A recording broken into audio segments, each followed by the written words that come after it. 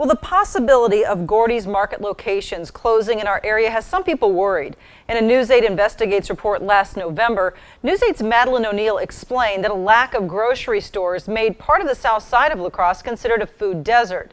She can now tell us how the closure of Gordy's on the north side could create a similar situation.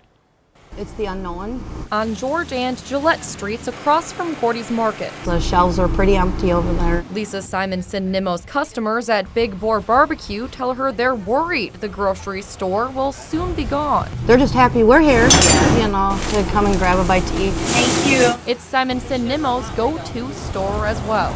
Because there really isn't anything else around here. Gordy's Chippewa Foods Incorporated is searching for buyers after sending a notice to all employees warning of a potential plant closing and mass layoff. Absolutely, there's fear. We desperately need to have a grocery store here. Common Council member and lifelong North Sider Scott Newmeister says a grocery store has sat in this location for as long as he can remember and is a staple for many. People that don't have the transportation to get to the bigger stores, this is very important to the La Crosse's north side. I can drive, but there are a lot of people that can't. Gunderson epidemiologist Brenda Rooney says without a grocery store, the neighborhood would likely be considered a food desert, with the nearest option for most being Festival Foods in Onalaska. It's really important for the north side to keep some kind of business there. Rooney says people who lack access to healthy food have poorer health, with increased risk of disease or even death.